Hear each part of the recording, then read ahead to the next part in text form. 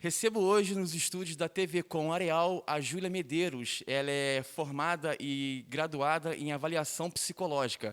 Bom dia, Júlia. É um prazer recebê-la aqui no estúdio da TV Com Areal. Antes da faculdade, qual foi a sua formação em Areal? Onde você estudou? Bom dia, é um prazer estar aqui, poder falar da psicologia. Eu sou moradora de Areal, nasci, fui criada aqui, e aí fiz o ensino fundamental todo aqui em Areal, e o ensino médio eu fiz no Colégio em Pedro do Rio, que é no município de Petrópolis, e a graduação também em Petrópolis, na UCP, e após no mesmo lugar. Júlia, como surgiu a vontade de ser psicóloga, de cuidar das pessoas? Como surgiu isso na sua vida? Eu sempre gostei muito de história. É tanto que a minha primeira opção de profissão nunca foi psicologia, era letras. E aí, por eu ter o contato com muitos jovens e trabalhar nos projetos pastorais aqui da paróquia em Areal, eu comecei a ver muitas vidas e muitas pessoas, e essas pessoas vinham até nós, né, para conversar, e a gente acabava aconselhando bastante. E aí chegou um ponto que eu vi que só o conselho não era suficiente para ajudar, muitas vezes, a pessoa a passar por um problema e resolver uma questão na vida que era um trauma. E eu pensei, bom, eu acho que é uma boa ideia trabalhar com isso, né? Eu acho que Sim. vai ser interessante, é uma coisa que eu vou gostar de fazer e por muito tempo na minha vida, de ajudar o outro. Mas eu precisava de alguma coisa que me desse garantia, que fosse mais do que conselho. E aí, na psicologia, eu achei essa forma de ajudar as pessoas, de estar com as pessoas e de bônus, assim, eu escuto histórias e eu adoro. Segundo a OMS, a depressão gera o mal do século. Agora, com o isolamento social, com a pandemia, o que isso agravou mais nos casos de depressão? Olha, a gente notou, a gente teve estudos que saíram bem recentes, lá em abril, quando o Brasil estava, né, no início. A gente teve aí os decretos todos por volta de 17 de março, Sim. e já em abril tinham pesquisas indicando um potencial aumento de casos de depressão, de ansiedade, de transtorno do pânico.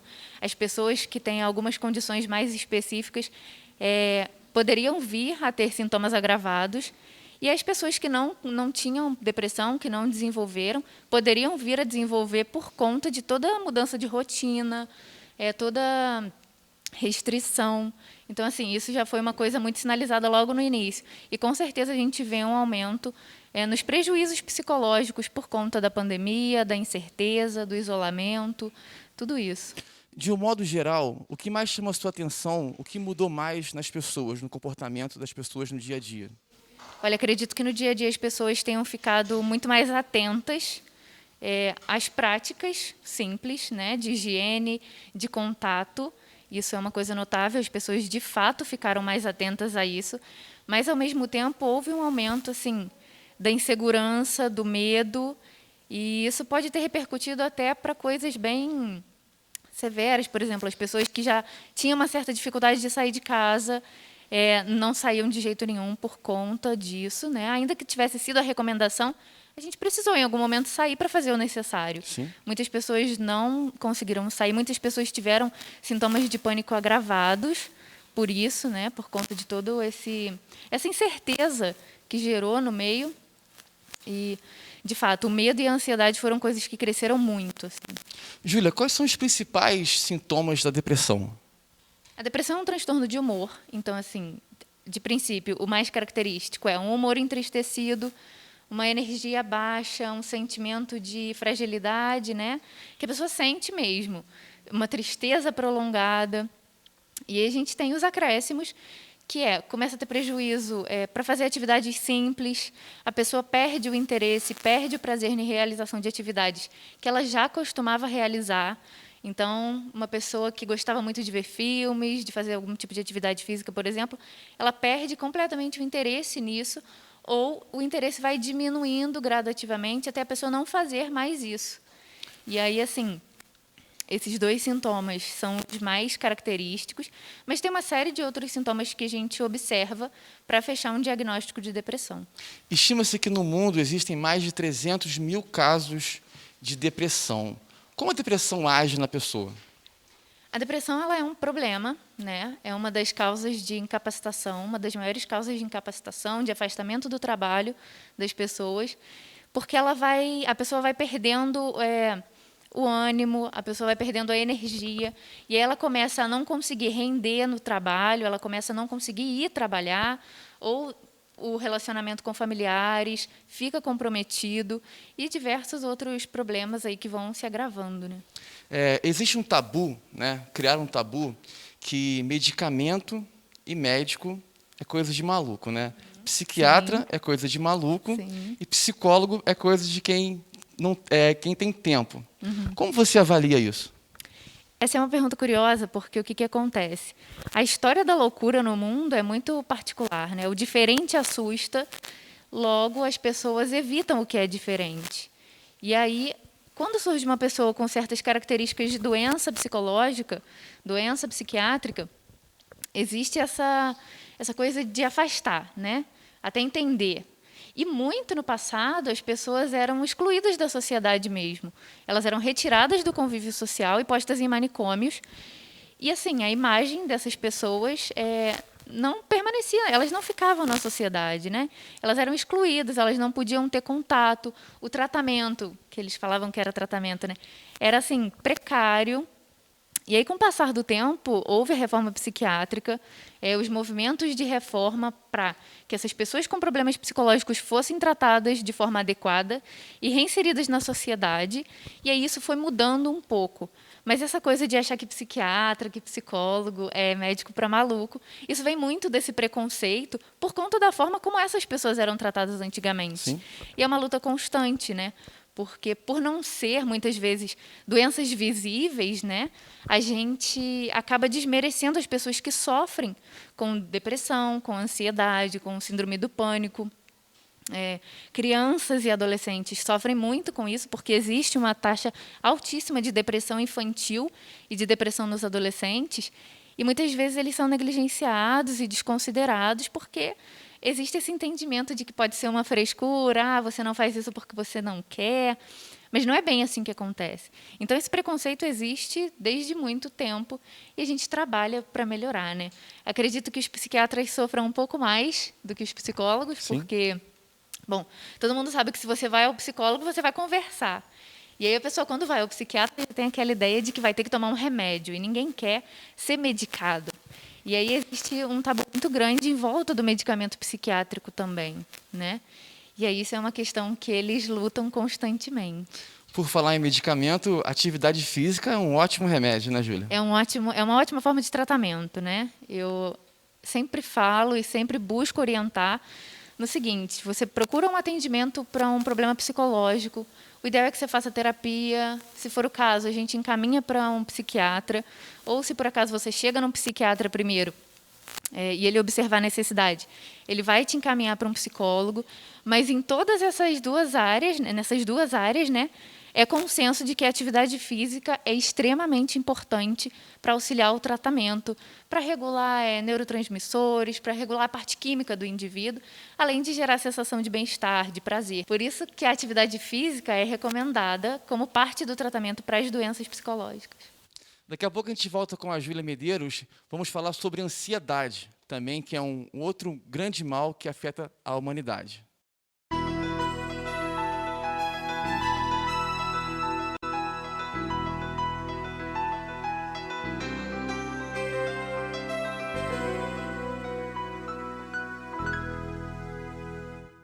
De volta no estúdio da TV Com Areal, com a doutora Júlia, ela é psicóloga. Júlia, agora o assunto é ansiedade, né? Dizem que a ansiedade é a mola do mundo, né? É normal a pessoa ter ansiedade todos os dias? Depende. Ansiedade não é normal se ela for intensa. Ansiedade, na verdade, é uma resposta natural do corpo diante do perigo, né? Sim. Você tem um momento ali de ansiedade que é o momento que o seu corpo se prepara para reagir a uma situação. E aí, quando a gente tem a ansiedade como transtorno, é porque as sensações que vêm desse momento são intensas, são a mais do que o que deveria ser. Então, ter crises de ansiedade todos os dias, com intensidade, né? Não é normal. Então, a gente tem que ficar bastante atento aí nessa coisa de ansiedade normal e ansiedade que não é normal. Em algum momento, a ansiedade que vira transtorno passa desse limite normal, né? E aí é importante uma avaliação para poder ver como é que está isso, como é que é isso. Existe um gatilho, né? Dizem que existe um gatilho que ativa a ansiedade, né? O que pode causar ansiedade? Bom, muitas coisas podem causar ansiedade, principalmente se a gente voltar nessa questão de que a ansiedade é uma resposta natural do corpo. Quando a pessoa se percebe em perigo, vai surgir um sintoma de ansiedade para que ela se prepare para agir, né? E aí a ansiedade como patológica, como transtorno, quando esses gatilhos começam a estar em muitos lugares. Muitas coisas são motivos para aquela pessoa ficar meio que preparada, para ela ficar pronta para tomar uma atitude. Sim. Ou uma expectativa exagerada de algo, né? Algo vai acontecer, então essa pessoa gera uma expectativa muito grande. E aí é onde ela começa a ter sintomas que são o que prejudica, né, a funcionalidade, a forma da pessoa se comportar e agir no dia a dia. Quais são os sintomas da ansiedade? Falta de sono, taquicardia? Como você pode explicar isso para a gente que está em casa, identificar se realmente eu tenho um quadro de ansiedade? Um quadro de ansiedade que é transtorno, que é patológico, é quando a pessoa tem preocupações excessivas e essa pessoa não consegue mais controlar essas preocupações. Sim. São preocupações intensas o tempo todo, e aí o corpo começa a reagir com taquicardia, suor. Isso prejudica o sono, porque às vezes a pessoa está tão acelerada, tão ansiosa que ela não consegue dormir. E uma série de outras coisas que a gente vai investigando ao longo do processo. Porque como são muitos sintomas que podem surgir, é muito difícil você fazer um checklist, né, e falar, bom, eu senti isso e estou com ansiedade. A gente precisa fazer uma avaliação de onde surgiu, como começou isso, por que nesse momento, para a gente poder dar um diagnóstico de ansiedade. E qual o melhor tratamento, Júlia? Eu acredito que o melhor tratamento seja o tratamento combinado, né? Sim. Terapia, acompanhamento psiquiátrico, se for o caso, uma boa alimentação, mudanças, né, na rotina, hábitos de sono saudável, alimentação saudável, prática de exercício físico. Eu acredito que esse tratamento combinado garante a pessoa retornar à vida normal o mais rápido possível. Acho que esse seria o melhor tratamento. Sim. Você pode citar para a gente alguns tipos de ansiedade? Sim. A gente tem a ansiedade generalizada, que o nome é praticamente autoexplicativo, né? Sim. Você não tem uma causa específica, você fica com ansiedade em muitos momentos, por diversos motivos. A gente tem a ansiedade social, que é quando Sim. a pessoa fica preocupada, tem um excesso de preocupação, tem esses sintomas. Quando precisa se expor em uma situação social, a gente tem o transtorno do pânico, que é um tipo de ansiedade, né? A gente tem uma ansiedade que é muito curiosa, que se chama mutismo seletivo. A pessoa não fala, né? Para além disso, existem outros sintomas que embasam o mutismo seletivo. Mas ela é curiosa por isso, porque a pessoa não fala. E aí não é porque ela não quer falar, é porque ela não consegue por conta de ser um sintoma desse tipo de ansiedade. Transtorno do sono, né? Nós temos relatos e dados que a pandemia afetou muito o sono das pessoas. Muitas pessoas começaram a dormir mais tarde, acordar muito mais tarde, perderam apetite, emagreceram. Tudo isso psicológico afetou muito, né, durante a pandemia. O que você tem a dizer para quem está em casa nos assistindo em relação à falta do sono, aos problemas com insônia? Assim, o sono ele tem a função de regular o nosso organismo e de reestruturar tudo para o dia seguinte, né? Então, transtornos do sono são sempre muito prejudiciais, porque se você não dorme bem, você não rende bem no dia seguinte, você não se relaciona bem, e isso acaba interferindo no apetite, as pessoas têm dificuldade de comer, ou passam a comer muito porque precisam de energia para poder Sim. lidar com o dia. Então, assim, o sono é realmente uma coisa que precisa ser vista. E aí tem algumas dicas práticas, né, para o dia a dia, evitar luzes antes de dormir, pelo menos meia hora. Celular, computador, TV. Procurar não ficar pensando no que você precisa fazer no dia seguinte, né? Pelo menos meia hora ali antes de você deitar. Organiza o seu dia e deita para dormir, ainda que você fique olhando para o teto, né? Esperando a hora passar, para o seu corpo entender que é o momento do repouso. Júlia, o assunto agora é muito delicado, né? Vamos falar de síndrome do pânico, que é um mal que afeta principalmente os jovens. Pode explicar para a gente o que é a síndrome do pânico? A síndrome do pânico é uma forma de ansiedade, né? É um tipo de ansiedade. E essa síndrome se caracteriza por um medo excessivo de morte iminente ou de perda de controle. A pessoa que tem a síndrome do pânico, ela tem esse sintoma de achar que vai morrer, né, Sim. em uma determinada situação. Ela começa a ter sensações e ela acredita que ela vai morrer ou que ela vai perder o controle daquilo ali, dela naquela situação. Isso incapacita muito, porque a pessoa começa a evitar lugares e situações que disparam essas crises. Então, por exemplo, se você teve uma crise de pânico no trabalho, a sua tranquilidade para ir trabalhar já vai ficar comprometida, porque você sabe que naquele local você já teve uma crise. E, assim, são sintomas muito desconfortáveis, né? A pessoa fica com o coração acelerado, falta de ar, tontura. Um dos... Não é tão comum assim, mas a pessoa pode ficar com um lado do corpo dormente, não Sim. sentir, não conseguir, né, se movimentar. Então, assim, são sintomas extremamente desconfortáveis que surgem, e a pessoa vai associando a locais que isso aconteceu, e ela começa a não conseguir mais sair. E é quando a gente ouve falar, eu não consigo mais sair de casa porque eu tenho transtorno do pânico. Exatamente por isso, porque ela começa a associar situações com a crise, e aí ela evita. Quando a pessoa identifica esse quadro, qual é a primeira ajuda que ela tem que procurar? Olha, o ideal é que ela procure um psiquiatra ou um psicólogo Sim. para já começar a entender de onde veio isso, como surgiu isso. E se isso começa a ser frequente, né, é muito importante que não deixe passar. Existem algumas técnicas de respiração que a pessoa consegue se acalmar no momento, mas elas precisam ser acompanhadas para que ela também receba uma técnica adequada para lidar com a situação quando acontecer, de forma que funcione para ela. Então, quando a pessoa se percebe com esse tipo de sintoma, busca ajuda, né? Psiquiatra ou psicólogo, e daí não importa a ordem que a pessoa vai, né? Muito provavelmente, ela vai fazer o acompanhamento com os dois profissionais em algum momento. Júlia, você acredita que, né, vivemos na era da informática, né, que as pessoas, ao invés de sair, ficam mais em casa, nos seus quartos trancados, usando rede social? Você avalia que isso potencializou muito o aumento de depressão no Brasil e no mundo? Olha, eu não saberia te dizer se existe uma correlação certa entre isso. Sim. É fato que as redes sociais causam um impacto na vida e no psicológico das pessoas, porque a gente está ali vendo coisas que são direcionadas para nós, né?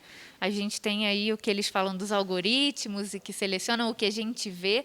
E quando você entra num padrão de consumo que não é bacana, de ideais, de coisas inalcançáveis, você tem sim uma frustração, você começa a desenvolver uma frustração porque você não consegue alcançar aquilo que está ali na rede, né? Sim. E isso prejudica o psicológico das pessoas. Essa questão de estar em casa, enfim, por conta da pandemia, aumentou muito o número de pessoas na rede, até porque foi uma forma de entretenimento, uma forma de se conectar com as pessoas sem estar junto delas, né? Então, a gente nota esse aumento de pessoas consumindo, usando redes sociais em casa, internet, TV, computador. Mas a gente não saberia te dizer, de fato, se existe uma relação entre aumento de depressão, ansiedade e o uso de redes. A gente vê muito na TV, né, esse disparo em massa de informações sobre a Covid, número de mortes. Então, é preciso que a pessoa que está em casa assistindo faça uma peneira, né, daquilo que ela vê, daquilo que ela vai assimilar para a vida dela, né? Sim, com certeza. Uma das orientações que a gente recebeu logo no início dos órgãos de saúde era exatamente isso, né? Não assista noticiário o tempo todo. Escolha um momento do dia para que você colha as informações. Júlia, hoje você tem consultório, você atende para algum programa da prefeitura? Não, atualmente eu trabalho aqui em Areal na Clínica para a Saúde. Sim. Sou psicóloga do Conselho Tutelar em Petrópolis, também no distrito de Itaipava, e faço os atendimentos online. Júlia, qual a mensagem que você deixa hoje para os jovens há mais tempo, né, que se enquadraram em todos esses sintomas que nós relatamos aqui hoje? O que elas devem fazer? Qual o primeiro passo que elas devem tomar? Olha, uma mensagem seria para não ter medo e um preconceito de não procurar profissionais da área psi, né, que a gente fala psicólogo, Sim. psiquiatra. Não tenham medo de buscar esses profissionais por conta dos rótulos que existem na sociedade, por medo de eventualmente ter que usar um medicamento ou de alguém chamar a pessoa, né, de louco, Sim. de doido, enfim. São profissionais da saúde, né? E a saúde mental é uma parte fundamental que compõe a saúde do ser humano. Sim. Então, assim, não tenham medo de buscar esses profissionais. Informação, informação é tudo. Entre em contato com pessoas, com psicólogos, pesquisem nas redes, né, informações de como é o tratamento. Eu gosto muito de explicar quando alguém procura saber como é que funciona, de fato, um atendimento psicológico, porque às vezes tem muita coisa criada na imaginação, né, Sim. de como é e que nem é a realidade. Então, assim, sem preocupação, sem medo, procure um profissional, tire as dúvidas para tomar uma atitude e tomar uma decisão para tratamento, né, para qualidade de vida. Então, reforçando que psiquiatra não é médico de maluco e terapia não é para quem é à toa. Exatamente. Exatamente. Esses profissionais aí estão para todas as pessoas. E que é fundamental o uso do medicamento, né? Porque é 50% a pessoa, 50% medicamento, né, Júlia? Sim, eu acredito que o medicamento, quando é necessário e quando bem administrado, funciona. Isso é inegável. A gente tem estudos que comprovam isso, né? A química do ser humano, o organismo, fica desregulado também. E aí o medicamento vem com essa intenção de regular isso. Sim. Então é muito importante que a pessoa faça o uso correto do medicamento e que seja medicamento receitado por um psiquiatra, principalmente por um psiquiatra, se for relativo a problema psicológico, né? E use da maneira correta, eu acho fundamental. Júlia, foi ótima a nossa conversa. Espero recebê-la mais vezes aqui no estúdio da TV com Areal. Foi um papo muito agradável. Eu tenho certeza que as pessoas em casa tiraram dúvidas, se enquadraram em alguma coisa que nós conversamos aqui. Muito obrigado. Quem quiser te achar nas redes sociais, quais são os seus endereços? Bom, eu que agradeço pelo convite. É sempre muito bom e muito importante falar de psicologia e saúde mental. As pessoas podem me encontrar nas redes sociais pelo meu Instagram, que é Julia Med Psicologia, e na clínica, né, na ProSaúde, entrando em contato lá também. Muito obrigado. Até a próxima, que a próxima seja breve. Obrigada. TV com Areal. Hoje recebemos a Júlia Medeiros aqui no estúdio, que deu para a gente uma aula, né, de como cuidar da nossa saúde mental. Muito obrigado.